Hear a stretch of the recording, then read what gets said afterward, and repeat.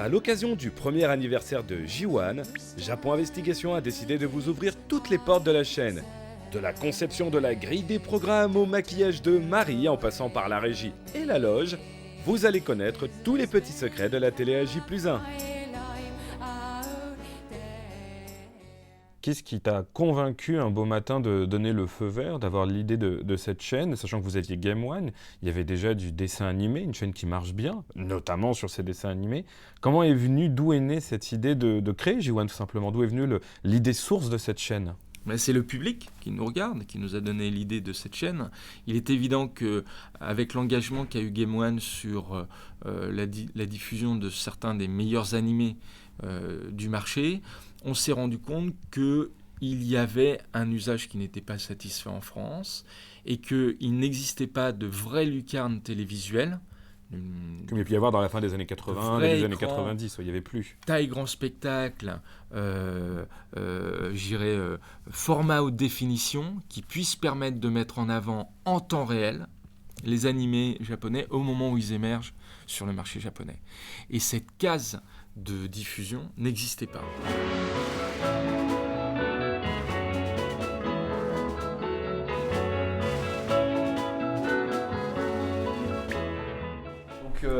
Je vais t'emmener sur le plateau du Newzoo Show. Donc c'est un plateau qui sert à plein d'autres bonnes émissions, comme par exemple le Toku Show. Je vois pas de quoi tu parles. Je sais bien. Donc ici voilà le fond vert du Newzoo Show, où Marie se met devant pour nous on incruste le fond, et les petites caméras avec son fameux prompteur. Et donc je casse le mythe, Marie a un prompteur. Et donc c'est ici qu'on tourne tous les Newzoo Show. Tous les Newzoo Show avec Marie depuis le début de la saison en fait. Et donc c'est ici qu'on l'enferme toute seule, on ferme à clé. C'est un peu son mode solitaire. Ouais, c'est ça. Ça doit pas être évident comme exercice, n'empêche, tout seul quand même, devant un prompteur, un fond non. vert. Alors ouais, un prompteur déjà c'est un exercice assez particulier. Et en plus, quand on est seul en plateau, parce que ce sont des caméras automatisées, donc toute l'équipe est plutôt en régie pour pas faire de bruit et pas qu'il y ait de bruit parasite pendant le tournage. Et vous lui racontez quand même des blagues, elle peut vous entendre. Oui. Alors après, évidemment, on est toute une équipe avec de l'humour, enfin plus ou moins douteux, mais on a de l'humour. Et du coup, on la détend, on la fait rire, parce que Marie, c'est quelqu'un qui aime beaucoup rigoler, qui aime bien être en équipe, entourée et tout. Donc quand elle est toute seule en plateau, nous dans les ordres, elle nous entend, elle entend la régie, et du coup, on discute un peu avec elle. Des fois, quand on modifie les prompteurs, on lâche 2-3 petites blagues. Elle aussi est pas mal dans les blagues un peu douteuses.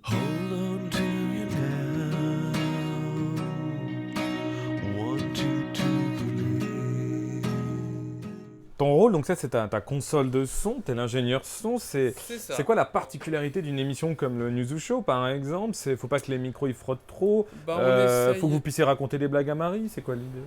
Le but, c'est de... moi, j'aime bien cacher les micros. Je trouve ça plus sympa. Et puis comme elle change tout le temps de vêtements, donc il faut adapter la position du micro pour que ça frotte le moins possible. Et donc, les petits problèmes qu'on peut rencontrer, c'est ça, quoi.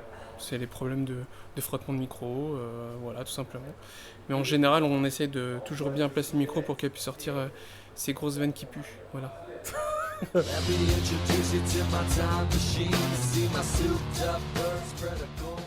C'était quoi la particularité de J1 à son lancement, dans sa préparation? Ça t'a surpris, étonné? T'as un peu découvert 6 millions en même temps? Écoute, ça a été assez particulier parce qu'en fait, c'était une chaîne qu'on a construite de A jusqu'à Z, parce que contrairement à d'autres groupes, on n'avait pas forcément à la base de ressources directes, c'est-à-dire on n'avait pas de catalogue de programmes, etc. Il a fallu tout créer en fonction de quelque chose qui n'existait pas, c'est-à-dire un nouveau projet dédié au Japon. Donc trouver les gens, les émissions, les dessins animés, tout quoi. Tout à fait, il a fallu partir de zéro, from scratch. Et donc du coup, ce qui était intéressant, c'était de construire étape par étape toute la chaîne, à savoir déjà trouver un catalogue, trouver quel genre d'émission, quel type d'émission on allait mettre à l'antenne. Je me souviens de super réunions de brainstorming, on était là, alors qu'est-ce qu'on veut comme émission? Et tu sais, là, t'as toutes les idées qui fusent. Enfin voilà, et après dans toutes ces idées qui fusent, il y a toutes les émissions qu'il y a en ce moment sur la chaîne. Donc de ça je suis très contente, mais on se serait écouté, on aurait eu je te dis, la carte bleue de Richard Gere dans Pretty Woman, c'est vas-y, faites ce que vous voulez, mais il y aurait plein de choses plein d'autres choses encore peut-être plus folles, quoi, tu vois. Il y a beaucoup de complexité. En tout cas, c'est des dossiers de travail. Et ça, peu importe la chaîne, il y a plein de dossiers. Et là, vous en avez fait plein. Il y a plein de dossiers. Mais la complexité sur une chaîne comme ça, c'est de mettre en place le simulcast. Le J+1, quoi. Le J+1 et qui plus est, 10 séries par semaine différentes à J+1. Donc il faut construire le modèle. C'est un modèle, c'est fait nulle part ailleurs, c'est nouveau. Et on est les premiers à le faire, en tout cas sur les contenus japonais. Et quasiment, je pense qu'on est les seuls à le faire en France sur Autant de séries à la fois à J+1. La team J1, c'est un peu comme une famille avec ses petites habitudes et surtout un humour à toute épreuve. T'es vraiment en train de me filmer en gros plan là. T'es sérieusement en train de me filmer les narines. C'est pas autant un gros plan que tu penses. Parce que Vraiment Bon, Grace de Tokyo, à un moment, va falloir y aller. Hein. Comment? Ça y est. Est-ce qu'elle est belle là? Grace de Monaco et il y a Grace de Tokyo. Là. Grèce de Tokyo. C'était Grèce de Tokyo. C'est charmant dit comme ça vend du rêve. Bon, bah, va falloir que tu bosses un peu là. Hein. Bah Non, ouais. parce qu'on s'amuse bien là. Ouais, mais alors, je suis en train. Chloé, tu m'as mis trop de rougeage, j'ai les lèvres collées. Je peux plus parler. On a un caprice de star en plateau aussi. Mais je peux plus parler. Ah bah, ça fait du bien pour une fois. En plateau, ça demande le caviar sur toast. Le caviar Salut. sur toast est demandé Mais en regarde, plateau. regarde. Il y a un temps de latence entre l'ouverture et la fermeture là. Ah bah là, c'est technique. Hein. Marie a de l'input lag. Ouais, c'est ça. J'ai un ping là, je te raconte pas. Tu vois, c'est collé. Oui, tu vas faire ça. Je m'en suis mise partout. Une blague avec ping-pong. Tu t'en es mise partout sur les lèvres hein. Sur les dents. Oui, elle est parfaite cette séquence.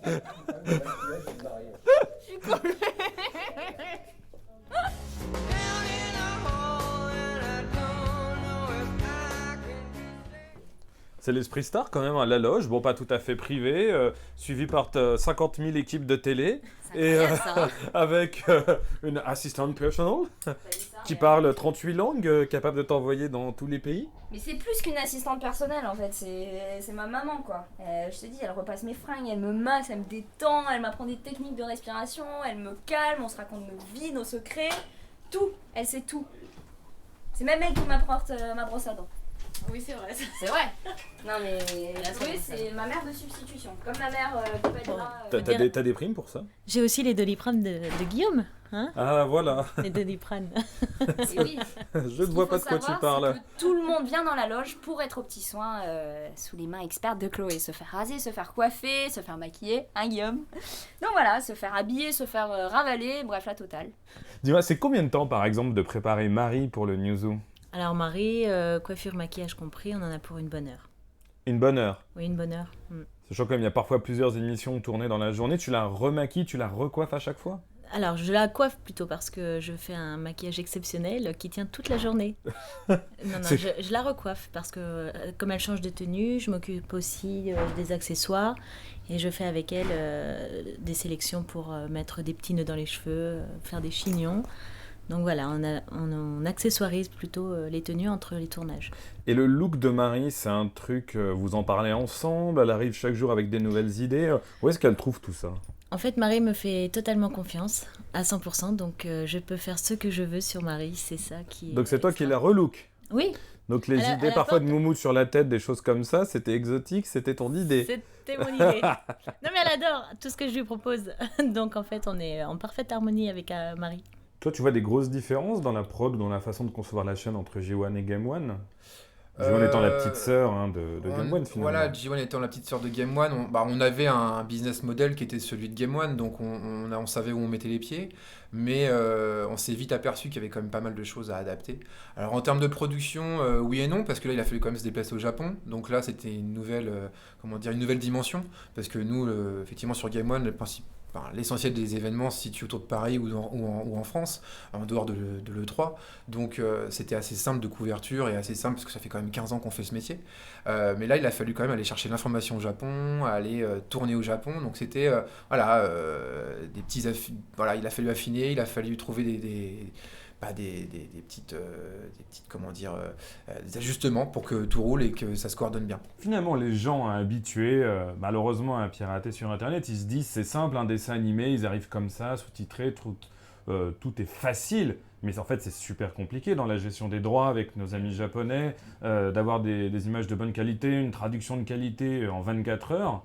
C'est quoi, comment Il y a- c'est possible, il y a- même techniquement parlant? Il y a beaucoup de boulot. Il faut d'abord convaincre les studios de nous confier leur programme à J+1 et parfois on essaie de les récupérer un peu en avance pour avoir le temps de travailler. Donc il faut convaincre et générer de la confiance. Ensuite, il faut récupérer tous les contenus en haute définition. Donc c'est aussi un boulot. Ensuite, il faut récupérer les scripts, faire la traduction, vérifier la traduction, accoler les sous-titres au programme vidéo, envoyer ça en régie de diffusion. Enfin, il y a tout un process qu'on doit faire en un temps très court pour pouvoir fournir un service de qualité. La chaîne est très présente sur le terrain. Elle sera encore à Paris Manga à la fin de ce mois. Et via les réseaux sociaux, elle a cet effet haut-parleur et ce buzz permanent qui la rend très, très cool, très welcome, très, très facile d'accès et en même temps très pure sur son cœur de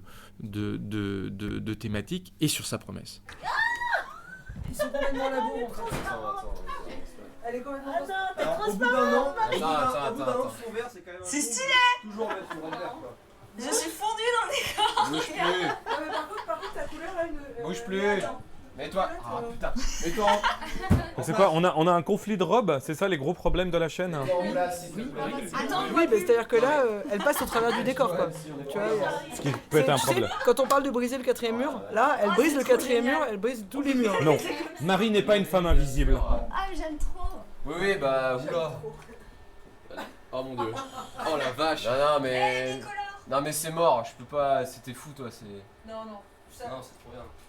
En plus, c'est moche. Alors, moi, je te le dis clairement, c'est moche. Hein.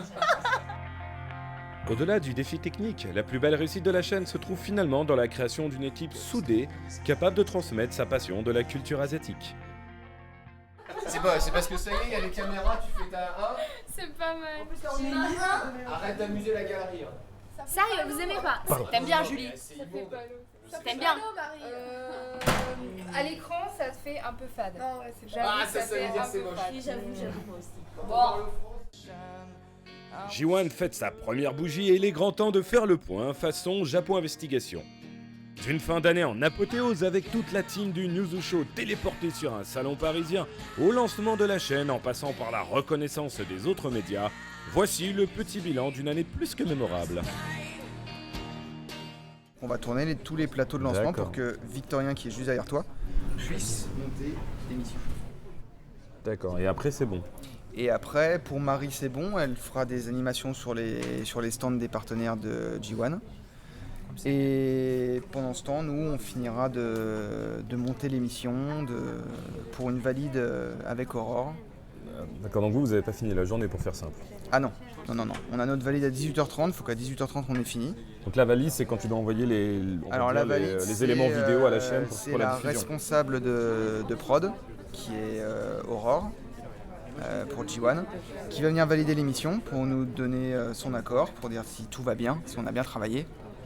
Et à Mais si elle partir te de dit là, non, si elle dit t'as non, vu qu'à tout retourner, c'est quoi l'idée? c'est un petit peu problématique parce que du coup on est obligé de refaire certaines choses. Mais normalement on est assez bon, sans vouloir se jeter des fleurs, on est assez bon pour faire en sorte que tout se passe bien. Hier ça s'est très bien passé, on a validé l'émission, elle était top. À partir du moment où c'est lancé, Victo commence le mix et fait les voix des sujets, les voix réelles, parce qu'on fait que des voix témoins pour le montage, les voix réelles avec Cola.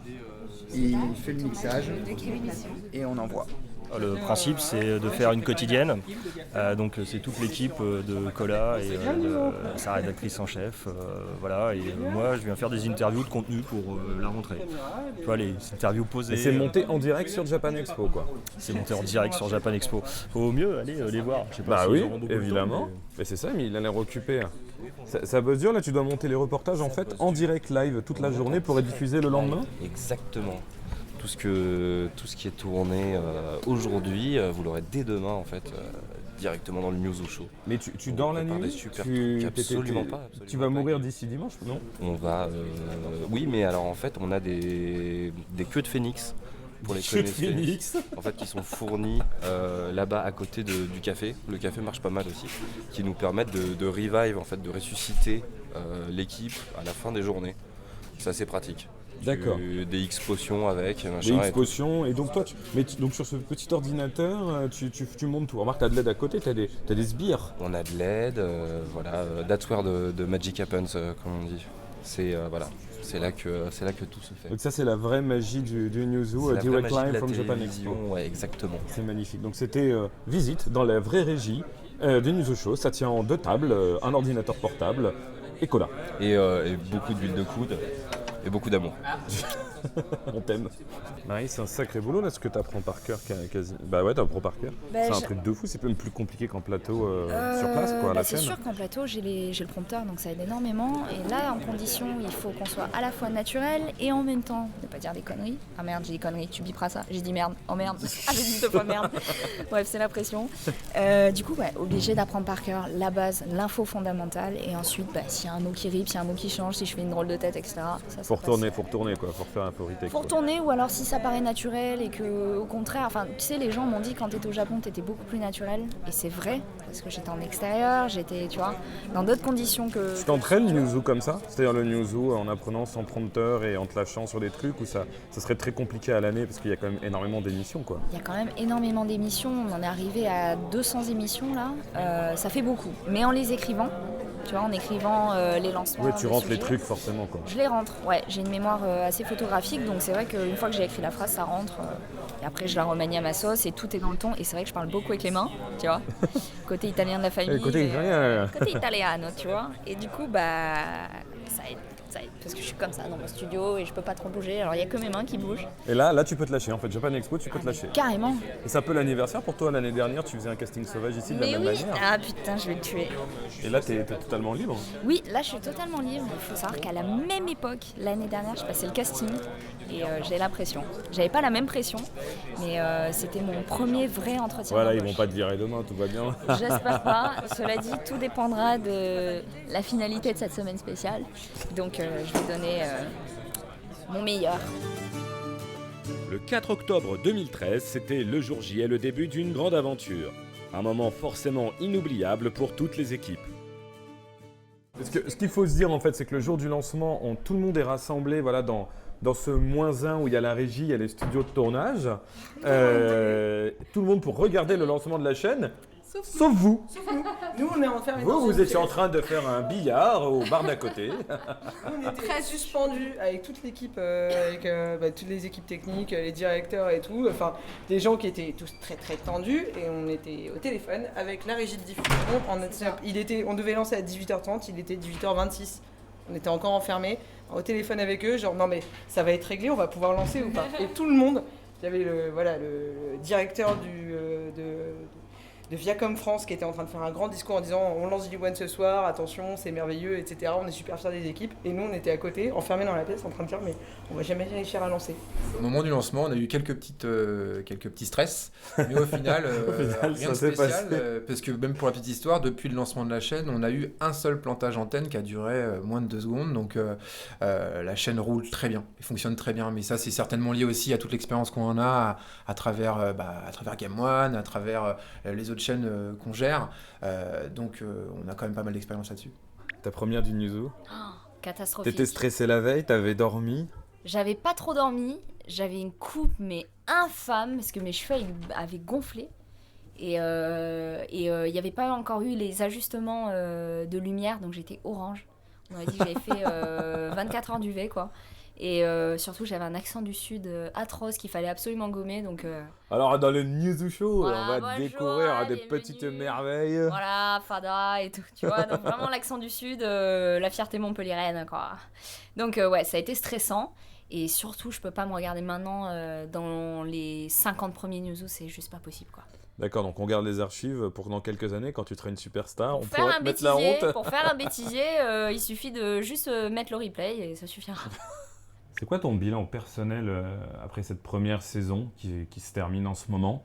T'es satisfait? Tu t'attendais à ce genre de chaîne? T'es heureux de ce que les équipes ont produit? Tu dis c'est perfectible, il y a quand même encore pas mal de choses à booster. Alors, oui, c'est perfectible, mais globalement, je suis hyper content parce que on a lancé cette chaîne qui est l'exact reflet de ce qu'on a voulu faire. On a dit qu'on ferait 10 animés à J+1, on fait 10 animés à J+1. On a dit qu'on ferait une vraie fenêtre ouverte sur la pop culture japonaise éditoriale, et on a fait ce boulot. Et tout ce qu'on a énoncé, c'est un truc qui m'a frappé, tout ce qu'on a annoncé à la conférence de presse, on l'a vu à l'antenne pendant toute l'année, et sur l'exacte définition de ce qu'on avait dit. Donc c'est hyper bien. Étonnamment, on pensait rencontrer beaucoup de difficultés et ça s'est assez bien passé. Bon, forcément, toujours un peu dans la douleur hein, parce que c'est pas simple de monter une chaîne et de créer une case de programmation comme celle-là. Mais on a eu très très peu de ratés. Et on a tout de suite été soutenu par notre audience aussi, et les réseaux sociaux qui ont été... on a eu beaucoup de messages de soutien, donc vachement encourageant, parce que je pense que les gens avaient vraiment envie de voir... ils avaient envie de simultanéité, forcément. Ce qui se passait au Japon, ils voulaient le voir le lendemain, comme ce qui se passe aux États-Unis avec les séries hyper connues comme 24 ou autres. Donc du coup, c'était on a mené à bien la mission. On l'a fait correctement, on a eu très peu de déprogrammation, et souvent lié à ce qui se passe au Japon, tout simplement, la Golden Week ou la non-production d'épisodes. Donc du coup, ça fonctionne très bien, et on est très fiers. Ce qui est bien, c'est que déjà, effectivement, moi j'ai un peu plus de distance aujourd'hui. Je regarde l'année qu'on vient de passer, je me dis quand même, on sent toutes les galères qu'on a eues, parce qu'on en a quand même eu pas mal, que je ne détaillerai pas parce que ça prendrait trop de temps. Mais au final, le bilan, il est quand même pas mal. On a réussi à faire les choses qu'on voulait. Bien sûr, c'est perfectible, tu vois, tout est perfectible, et là, on est en ce moment en train de se dire, c'est la fin de la saison 2, bon, il reste encore Japan Expo à préparer. Ouais, ça se repose pas sur ses acquis, quoi. Oh non, pas encore, non. Mais on est déjà, je te dis, on est déjà tous hyper motivés, genre, ok, on lâche pas le mouvou, et puis on se concentre sur qu'est-ce qu'on va faire la saison 2, quoi. Parce qu'on veut faire les choses encore mieux, quoi. Ce Grand Prix des médias 2014 en septembre, où J1, qui est donc une chaîne toute récente, a une mention spéciale du jury dans la catégorie notamment meilleur lancement, voire même dans les mieux classés, dans les meilleures chaînes du PAF. Est-ce que ça t'a surpris? Est-ce que tu t'es senti fier? Et c'est incroyable de se dire que des journalistes, pour une chaîne, comme tu dis, qui est un ovni, sur une culture japonaise, a priori tant marqué les esprits. C'était dû au marketing, qui a été très présent cette année? C'était dû au contenu? C'était quoi, ce Grand Prix? C'est un peu tout ça, mais je crois que le plus important, c'est que ça faisait longtemps que dans le paysage audiovisuel de complément, c'est-à-dire dans l'univers thématique payant, on n'avait pas émergé un produit très authentique dans son positionnement, très unique, et qui ne soit pas ni un re-re, ni un MeToo d'une chaîne ou d'un positionnement audiovisuel préexistant. Donc là, on est sur une vraie valeur d'exclusivité, avec un vrai positionnement de marque, avec un vrai storytelling d'antenne. Et je pense que c'est ce que les professionnels du secteur ont tout de suite perçu.